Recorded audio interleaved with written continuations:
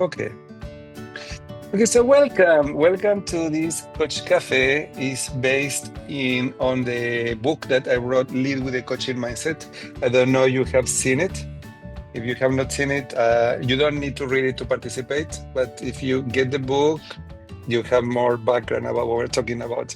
And we are going to start, we're finishing the book now in December, and we're going to start the book again next year. So every month is going to be a different chapter, and each chapter is one of the ICF core competencies. So we focus on how we apply ICF core competencies to leadership development. So how we work with leaders. So how coaches coach leaders on coaching competencies, and how leaders who are also welcome to the space can develop coaching skills. So this is not only for coaches, it's also for anybody who wants to join. And that's the reason why there's difference between special interest groups and coaching cafes. Coaching cafes are free. Special interest groups are more focused for coaches and are paid if you're not a member, but this is open to anyone. So people don't even need to be a member to participate. So some of my clients are having attended in the past, and the goal that we have here is to have a conversation and to learn together around different topics related to coaching and leadership. Briefly about me, I have been a member for the SLA chapter for 20 years, I think. I was in the board in 2009, and in 2010, I joined the ICF Global Board, and I was a global board member for 6 years. And for 2 of the 6 years, I was the global president. So I have been very involved with ICF, and I'm still involved. I was in a committee helping to develop the new bars to evaluate ACC and MCC competencies. So we was in that committee for a couple of years. I have been an assessor since 2009, around the same time. So more than 15 years. And now I assess only MCC members who are interested in getting their MCC credential. Hi, Marine, welcome. We're just starting. I was just introducing myself briefly. And for the ICF LA chapter in particular, I started the special interest group on coaching supervision. And I have been a pioneer on coaching supervision because I believe that all coaches, we all should be working with a supervisor to continue our journey and to continue learning. And I then, after doing that for a couple of years, I moved to something else, and I let other people to lead that special interest group, because I started the MCC special interest group for Master Certified Coach, so they may have a space, because many times ICFLA, it's great about attracting new coaches more than very experienced coaches. So we thought, okay, we need a space for also the very experienced coaches. So that's the reason why we started the MCC special interest group. And then 2 years later, like, I don't want to do this more than 2 years. I thought, what can I do? And I was coming up with this book this year. I thought, okay, let's do this book for a couple of years. So next year is going to be my second and last year, and then I will have to invent something else next year to do something fun, so we can all continue learning and growing. I think that this is the beauty of coaching, is that we work for our clients to continue learning and growing and developing, and we need to do the same. So no matter how old we are, how much experience we have, like my mom is also an MCC, and I came to Buenos Aires to support her. She has some health issues, and we wrote together 4 books. And this book, Lead with a Coaching Mindset, is the number 11th book that I write or co-author or edit. So it's exciting to be able to contribute in that way.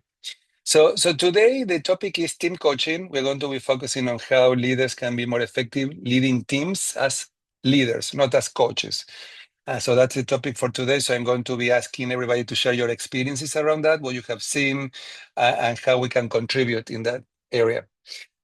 Before doing that, why don't we go around very fast and introduce each other, like where you are calling from? Most of people already share that, and any question that you would like to explore today around leaders leading teams, developing coaching skills when they are leading teams. So let's go around. Edie, why don't you start? just briefly, a couple of minutes, anything you want to say about you. So this is a small group, and this is great to get to know other people, to build new relationship. That's one of our goals. Yeah, so hello everyone. It's nice to be here with you all. So Edie Pasisel, I use a she, her, she, ella pronouns. Calling in from Long Beach, California. I think I said that. Okay, so leaders. I left the nonprofit sector in 2023 in a leadership position to start a coaching school and to start my own business. So it'll take some time for it to grow and for me to have staff under me. But when I was in nonprofits, I did have staff under me. And I think why part of the reason why I wanted to leave just nonprofit and try my own thing was because I felt, it was like in middle management and I felt really kind of like getting smashed from the board and trying to support people on the ground was really, it was a little heartbreaking, right? And so I wanted just to see, hey, maybe I'll try my own thing and bring in the leadership skills and best practices as I grow that are aligned with my values. Thank you. Great. Welcome. I work for the Center for Nonprofit Management in Southern California. Are you familiar with the center? I yeah, it's a organization that support nonprofits in Southern California, and that was my first coaching training. So I started training coaches for them in 2010, and then I also work at USC, University of Southern California, doing the same. So we can talk later. Even maybe I can give you a couple of tips about how to build that business. Ruth, you want to go next? Sure. Hi, I'm Ruth Alexander, and I recently earned my MCC. So, yay. I don't know, Damian, if you're That's good. recording, but thank you, Yeah, whomever. It was I usually do the Spanish speaking ones, so I okay. know all of the yeah. Um, it was a big mountain to climb for me as an older learner. And I'm so grateful. So I'm looking for my next, and I joined the ICFLA chapter. I'm based in Toronto because Ed Vecito was part of my MCC mastermind. So we formed a mastermind group together and went through the process. Um, I've been only coaching since 2019, so I'm newer to coaching, but I led learning and development for 20 years. So Um, in professional services mainly. And I have a massive passion. In fact, most of the work that I do is around helping people, leaders, manage up, across, and down in their organizations. That's sort of one of my sweet spots is there. And I'm an accredited uh, facilitator of situational leadership, which I often introduce as a tool to support my leaders when they're struggling with leading. And that's the Blanchard Company's leadership okay. framework, which is the most widely used leadership framework in the world. So and I think it very versatile. And if anybody has any questions about it offline, happy to chat about it because I have a huge Yeah, passion for that it. sounds very interesting.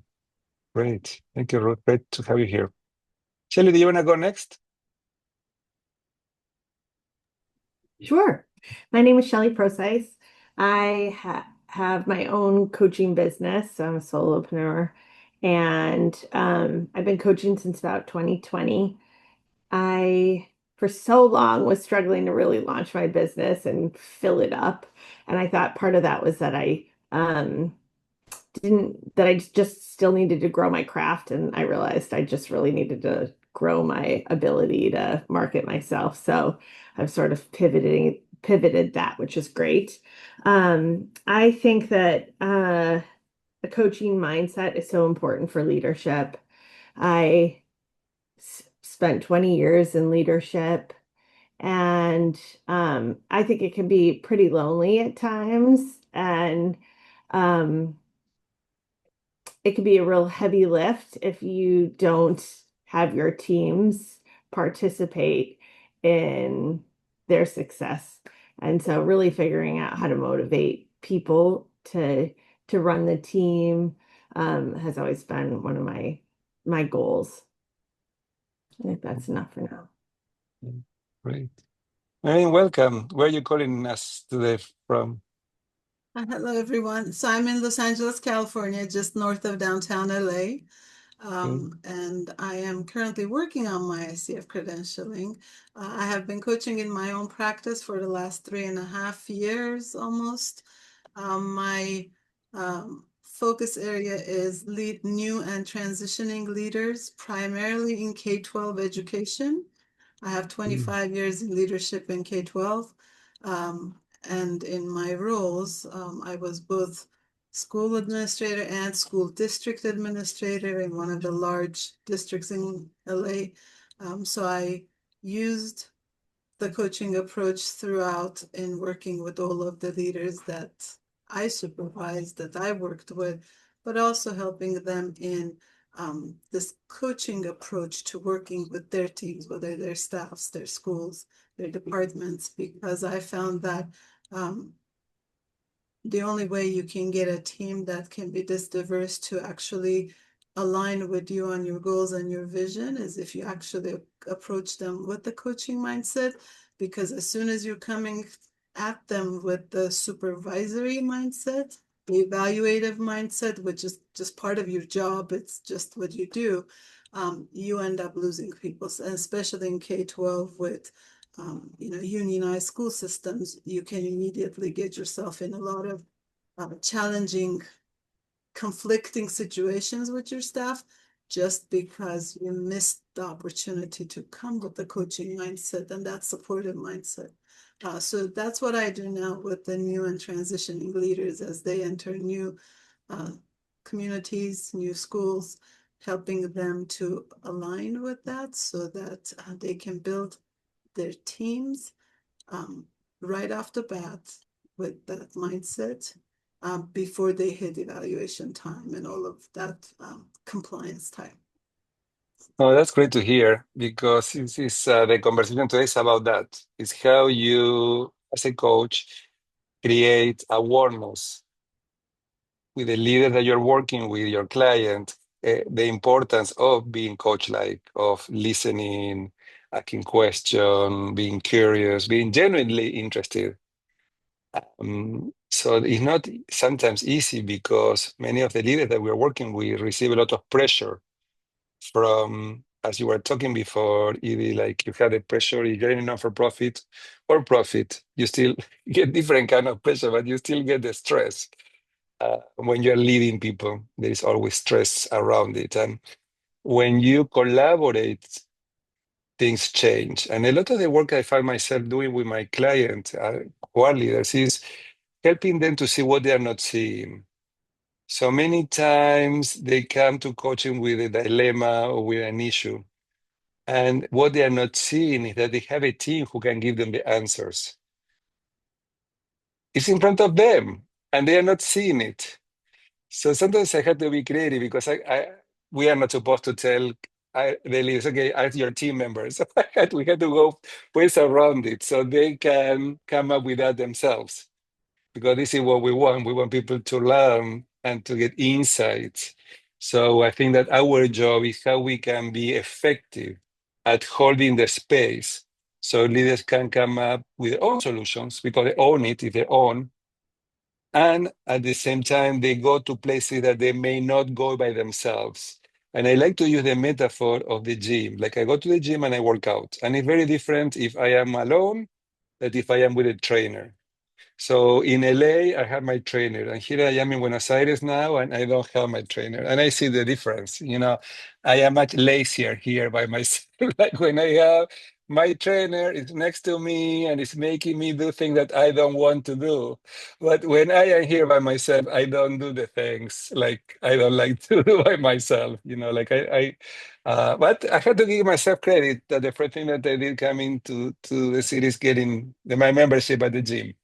But the point is that working with others and being open to see things we are not seeing can help us to go to the next level, no matter what. And as for leaders, coaches make a difference for them. I do believe for us as coaches, supervisors share like a similar role. It's working with somebody who can challenge us to see places we are not seeing.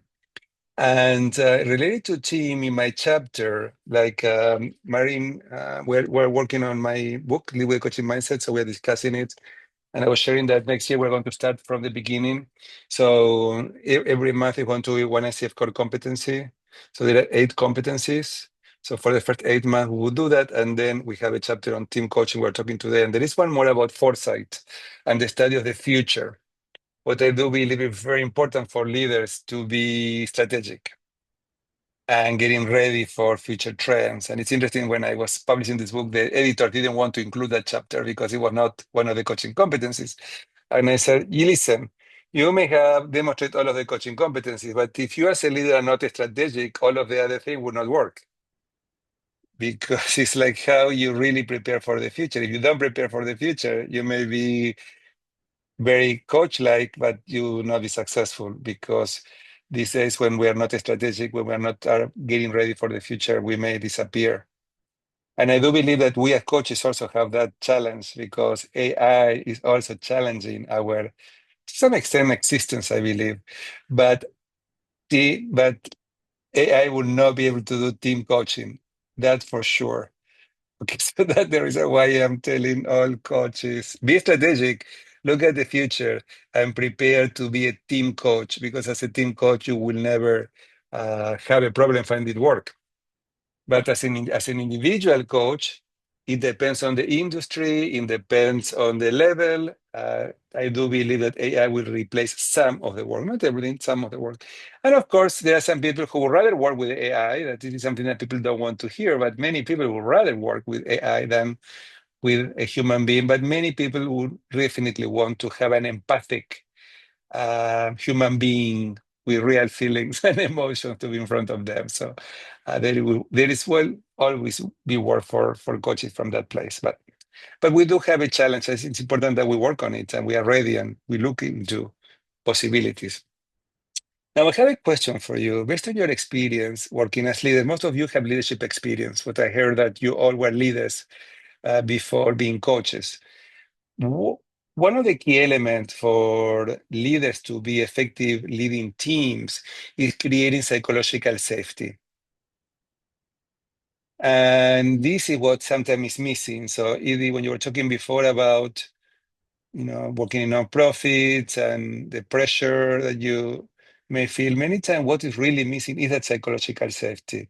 So, based on your experience, what do you think are the best strategies for leaders to create that psychological safety so the teams can be successful and fulfilling their goals? How leaders do that? How do leaders create that psychological safety? And we define psychological safety as a space where people feel free to be themselves, to share what they think without fear of being rejected, or that there will be something negative as a consequence of speaking. So when there is psychological safety, I am in a group, in a team, and I feel that whatever I'm saying is not going to be taken against me.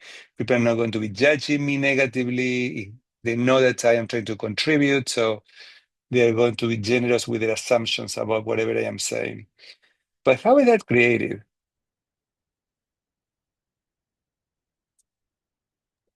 For, Sorry, go ahead. okay. Well, for me personally, I'm very good one-on-one and having those conversations to create the safety. And I noticed that I was having to do that the whole time. And then once people got back into their groups, it's like I'd have to start all over again. And I did bring in trainings. And I mean, just to be totally transparent, it was, I saw that there was an issue of our clients of color were not having a good success rate in our program. So I did want to bring in some DEI stuff, and that really, people didn't feel safe. The nonprofit was in Orange County. So board members, leadership was really struggling with that. And so I don't know how I could have done it any more safer. So yeah, I'm very interested in this conversation. I eventually just had to leave because I saw that the values weren't aligned. Excellent point. And I talk in my book about that many times the values of the organization, they say things, there are things in writing, but the leader do not demonstrate these values. So what you're bringing is that coherence and that way that values are articulated in language and in actions is one of the ways to create psychological safety. And it's about that consistency between what we say and what we do. So that's one of the ways. And that consistency, one way to call that is integrity. Let me say that integrity, that consistency. So here it's interesting because there is a relationship between psychological safety and ethical behaviors. Because most of the time when there is no trust, it's because people maybe unintentionally, let's not say purposely, but without maybe bad intention, still they were not consistent between what they have said and what they have done. And as a result of that, there is a lack of trust and it's difficult to rebuild. So again, it's not only with words, but with actions and attitudes. So it's complex. But we're going to get back to this. Let's see what else. What came up for people when I am bringing these questions? What's in your mind? Yeah, go ahead, Shelley. I put a couple things in chat. I think one is making mistakes and failure part of the process. Mhm. And then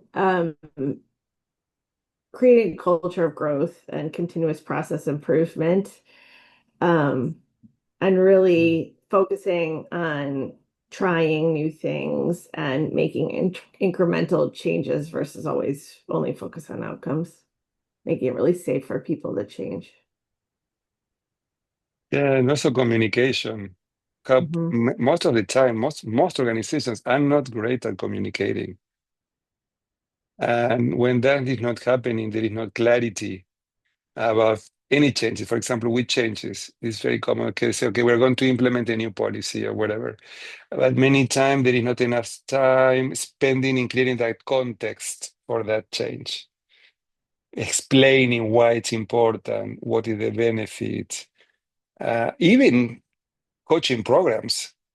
You know, many times companies bring coaching programs to the companies and they don't do a good job in explaining to the employees what is coaching, what is the benefit. So we had to work really hard in building that psychological safety because we had to explain what is it, that we are not telling them what to do, we are not consultant, confidentiality. And even time, it has happened to me over the year that I explain confidentiality and still they don't feel safe to share because they still don't trust the organization or the leadership in the organization. And then how you build that trust, even with us as coaches, somebody coming from outside. So I think that it's over time. You cannot expect from the beginning for people to start opening up as just because. So we need to create that context and that trust over time by clarifying, communicating, and clearly articulating in language what is our goal, how do we work, what are our values, what is the benefit for them. So it has to be again in strategic communication. It's like we need to think in advance what we want to say, how we're going to say it. What we people don't have a crystal ball. So I like to say that a lot in my trainings. People don't read your mind. You need to tell them what is important to you, what are the goals, what you're doing, what you're doing. Be vulnerable, share about yourself. That is a really good way to connect. I was listening today to a presentation from the International Coach Federation Converge conference. Anybody went to Converge? Anybody had a chance to go? No? I think that you can still buy the package of the recordings. So I went there and I missed one of the sessions. And they shared the sessions yesterday. So today I started listening to one. And the presenter started talking about her dog, missing her dog when she travels. And it's interesting because this is exactly what I was experiencing now that I am traveling, that I am in Argentina, I am missing my dog. And so she was able to connect to the public in just a couple of minutes. So by being vulnerable and sharing something personal, She really connected really fast with the audience. And I think that sometimes coaches miss that opportunity to connect with people faster. So because I train coaches and sometimes they struggle with people working on opening up. Ruth, you just got your MCC, so you know about the who and exploring, going deeper. And sometimes clients don't want to go there. You cannot force people to go deeper. And if you don't build trust with them, they will not go there. So Jelly, what you're talking here, I think it's important, is that over time, being consistent between what we're saying and what we're doing, sharing values, creating that culture of change and knowing, expect change and understand why it's important. And what is the benefit for them? Because many times people don't spend enough time. Okay, how people ask, what is it for me? I have to do something different. What is the benefit for me personally? So being able to clarify that and maybe co-create that together with other people, partnering with people to co-create value from whatever changes needs to happen. Can I add Okay. one thing, Yeah, Ruth, Damian? go ahead. Yes, go ahead.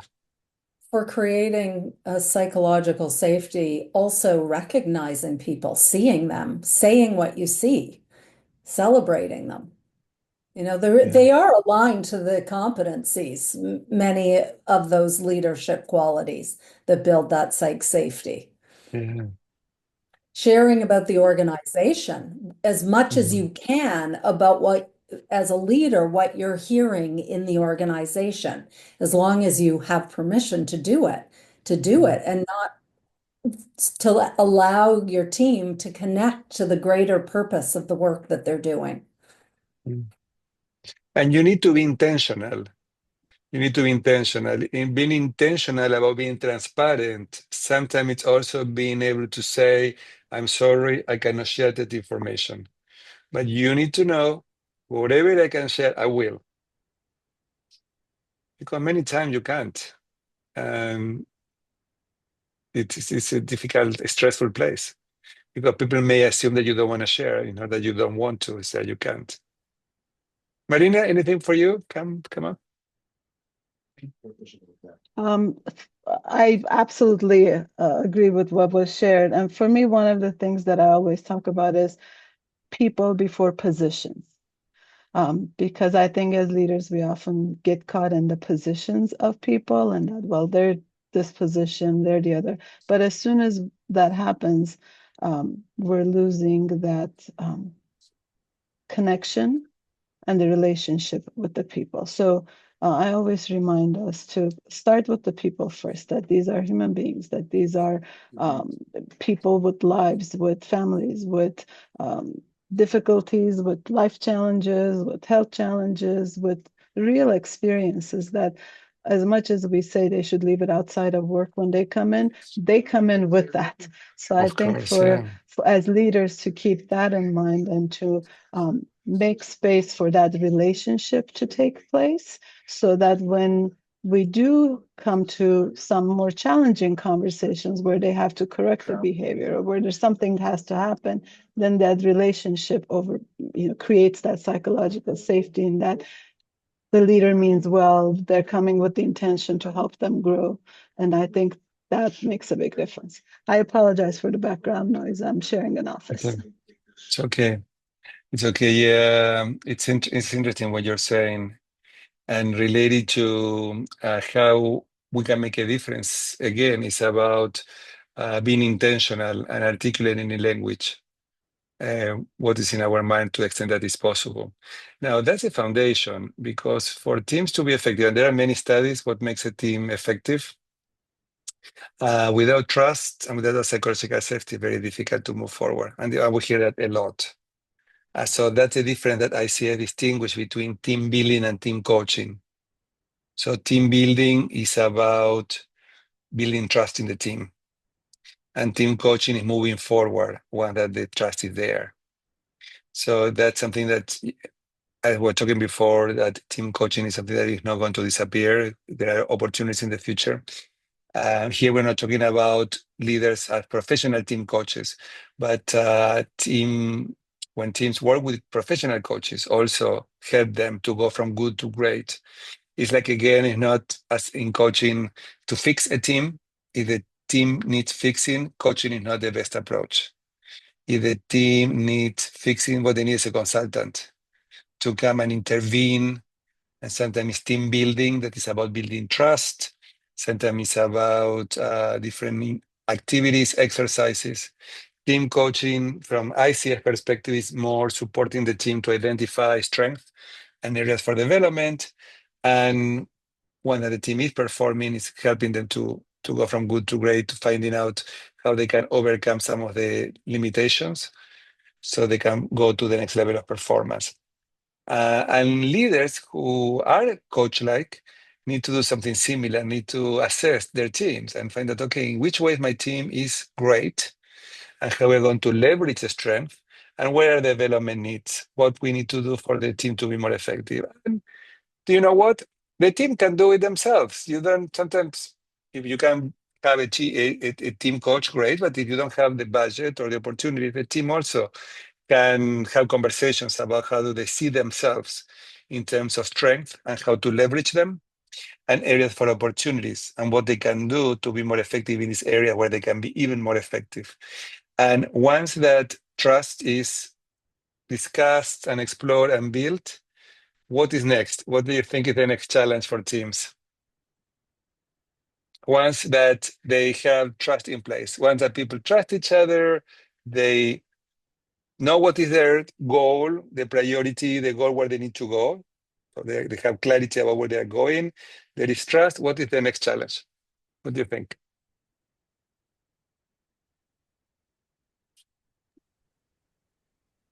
Didn't you say it? Going from good to great, leveraging their strengths to accelerate their growth and learning? And when they're doing that, what is in their way? What is the area where leaders need to be paying attention to so that can be done effectively?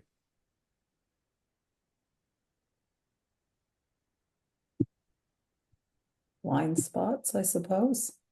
Yeah, so it's identifying blind spot, what they're not seeing. And as a leader working with a team, what do you want to pay attention to?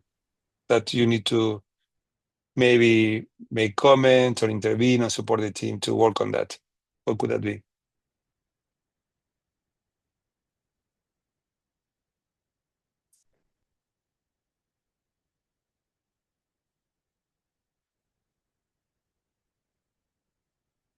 Sorry, did you call somebody specifically? No, I'm asking everybody who wants to share. What do you think when you're working with a team? Once there is trust, what is the next area that the leader need to pay attention to working with a team so be an effective team leader? When there's distrust in a team, what's the next thing you have to do? Is that what you said? No, once that there is trust, when there is trust, there is clarity about where people are going. What other things that the leader needs to pay attention to in the team? What do you think? What can come up? Their skill levels to accomplish what needs to be done, so their competence. Yeah, that's a really good one. It's about assessing people's strength and see how they can mix that. I'm going to be a little bit more. I wanted you to think what came up for you based on your experience. But in my experience, and I wrote that in the book, leaders, once that they had worked on the psychological safety, one of the first things. The second, we give it here for granted, but clarifying what are the goals, what is what the team needs to accomplish. So most of the time it's clear, but sometimes it's not. So the team needs to be clear about where they're going, what is the goal, what they need to accomplish. And that's not clear. It's going to be difficult for them to be effective because they don't know what they're performing. So clarity on their goals and values, how they're going to be working together. And another key area here that I like to explore with you is communication. What is the level of communication? Because sooner or later there are going to be communication problems. So communication is another key area for leaders to pay attention. And I'm wondering in your experience, what leaders can do around that.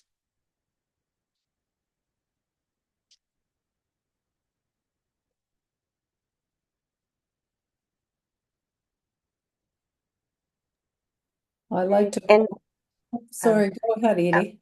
I would just say, like, invite scheduled community check-ins and not just share like anything that's wrong, but even celebrate things that are going well with the team and maybe start off like that and Yeah. then make sure that they know you're available and other staff members too as a resource so they can discuss problems and bounce off ideas from each other. Yeah. So creating spaces for people to communicate and to share what is in their mind, what are their accomplishments, maybe sometimes what are their challenges too. That's a good exercise sometimes is challenges and opportunities or opportunities for challenges and accomplishment. So people get to share what they have accomplished and what are the challenges. So it's always a mix of what they see for celebration and what is in their way. What else? What we can think about communication in teams? Shelley? As a leader, I always think of myself as my team's PR. Like if I'm not communicating well where we're going, where they are, the gap between where they are and what we're doing to close that gap, I feel like it's really important that I'm the person always out there getting in front of problems. I would have regular check-ins where any problems that happen, I'd be like, we had this problem. This was the systems approach we used to correct it. This is how we're going to make sure that this is how we corrected it. This is how we're going to prevent it in the future so that we could build trust not only with our team, but with a greater audience. Yeah. Great. This is another way. Something else that can be done related to communication is paying attention when there are misunderstandings. Because sooner or later, there are going to be misunderstandings in people collaborating and working together. So clarifying is interesting. I don't know if anybody here speaks Spanish and understand a little bit of Spanish. So my brother sent me a text message to my WhatsApp family group, and it said, "I am going to go to pick you up after midday, afternoon." And for me, afternoon was he got to pick me afternoon, and then we will go to have lunch. But in Argentina, when you say I will pick you afternoon, means I will pick you after lunch. So they equate lunch with noon. So my parents knew that I should have eaten before. So, like it's a language issue, but in wording in language, many times and even talking about cultural issues, differences issues, there are also uh, an area of possible misunderstandings. So team leaders who are effective are paying a lot of attention to how to build trust, how to keep the psychological safety, and how people are communicating and listening to each other or not listening to each other. So, for example, somebody will say something and somebody says something like they are not listening. So bring this to people's attention. So this is one of the areas where leaders need to pay a lot of attention about how their team members are communicating because that creates different group dynamics. So here is why it's important for leaders also be familiar with group dynamics, what happened in the relationships and in the connections. And what happened in the relationship between each member and each participant of the team with the leader and with each other, and how that plays, and how that sometimes support or not the work that needs to be done. So I think these are interesting areas to reinforce when we're working with leaders on building their team's skills. Paying attention to trust, psychological safety, communication, listening. And sometimes I like to reinforce the idea of ground rules. If there are ground rules, that is also about psychological safety and communication, is clarifying how we're going to be working together and being sure that the group or the team follows these rules. And when they are not doing that, that's their job as leaders is to bring to people's attention that some people are not following the rules, whatever they are. So, yes, Marie. Um, I think that's such an important point, setting those expectations and the norms, and having the team create those together, co-create these expectations and norms is so valuable because then they own what they've created. And so when they do hit those hurdles, those challenging moments, you can take them back to, let's review the norms we had set. Let's go back to what we had agreed upon. how do we go from here now that we have hit a hurdle? But having them own the process of creating them, I found that to be very valuable. Right. Great point. I think we are starting to wrap up the session for today. I think these are some of the key elements. Maybe you get the book. There are a couple of more things that I talk here about how to develop trust and psychological safety. I talk about establishing clear goals and expectations, fostering a feedback culture. We're talking about acknowledgement as a way to feedback. Feedback shouldn't be only when something is not working. Feedback should also be of what is working and celebrating the accomplishment. Leading by example. Okay, so if you want to be effective as a team leader, you also need to have behavior that are consistent with what you expect from people. So, for example, if you want people to be on time, don't come late to a meeting.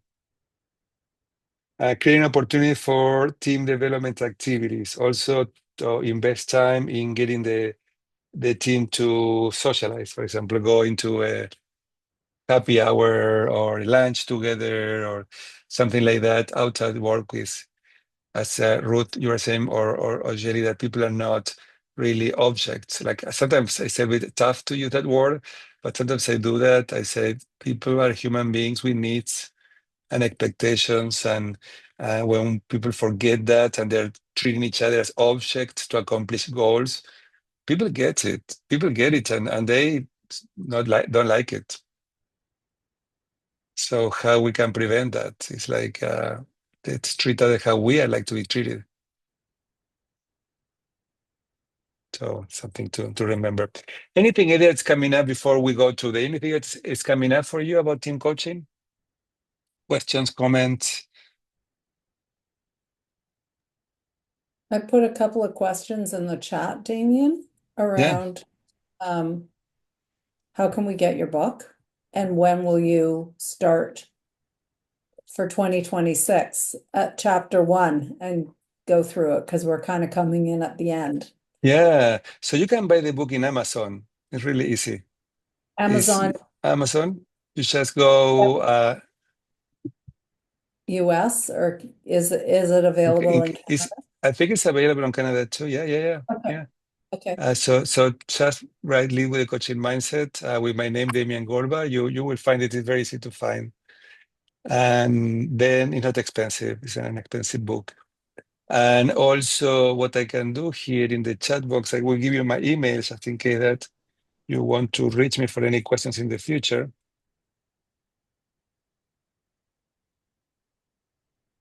A couple of things that I do next year, I will be training supervisors. So Ruth, that may be something that may be interested in MCC because it's required for you to be an experienced coach to become a supervisor. But I also start my supervision training in March.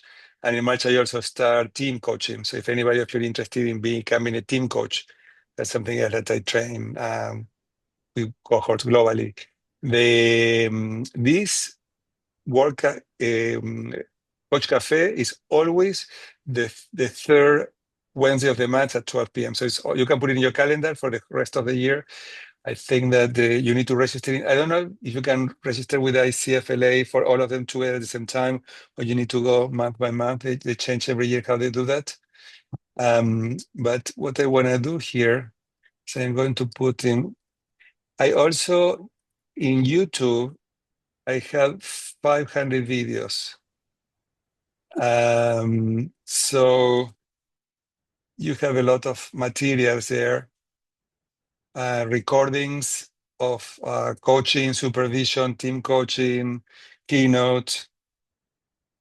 And then so here I put my social media outlets, particularly YouTube. You can, if you're interested in YouTube or Instagram or Facebook, or in LinkedIn is the one that I think is more important for us as coaches. So LinkedIn is the one that I post consistently, and I have different posts on different topics. So you can also comment on mine, and then I will go and comment on yours if you post in LinkedIn. And it's around the book. Most of the content is about the book or things related to leadership. This is what my strategic perspective is there. And I also have a newsletter. So if you're interested in my newsletter, and in my newsletter, I also invite people to this activity because it's open, and other free activities.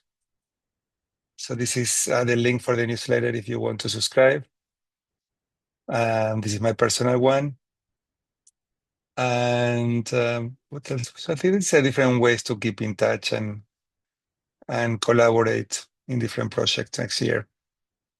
So let's go around to finish. Anything you want to say before we go? Any thoughts, any ideas to wrap up the session today? What would you like to say?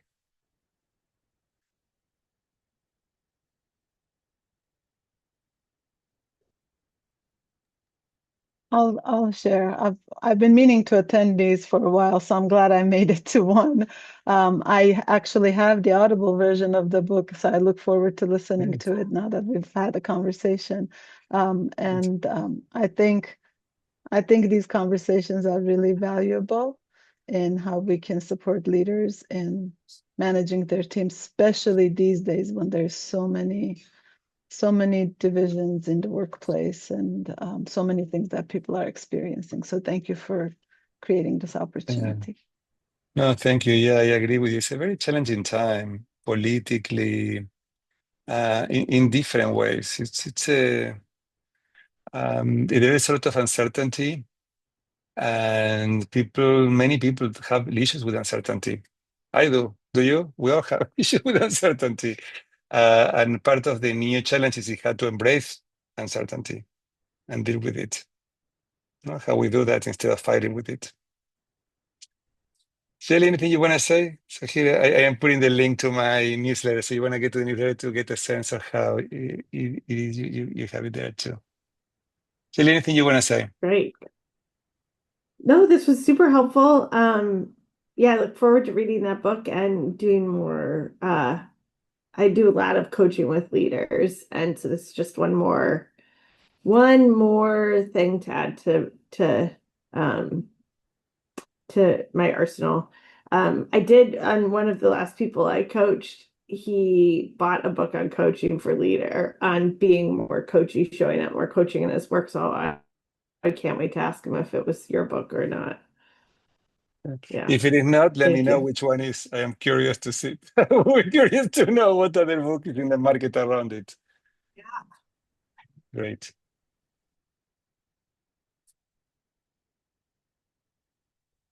Yeah, thank you for sharing about the team coaching trainings that you do. I'm really interested in that. I've been, being with my nonprofit experience, I ran groups for a decade and facilitated trainings, and I'm curious to see what that looks like with a more of a coach's lens. So I'm looking forward to learning more about that. Yeah, we developed the team coach program based on ICF coaching competencies. So each session is one team coach competency. What are the same for that regular coaching, but applied to teams? But the competencies are the same. Ruth, anything you want to say? Just so lovely to be in community with you and the other coaches. So thank you. Great. Yes, I like it. There are disadvantages of small groups is like we get to know each other better. So looking forward to have you next year in this space. We continue the learning, and I want to wish you happy holidays. And hope to see you in January. Okay. Thank you. Take care. Bye. Bye.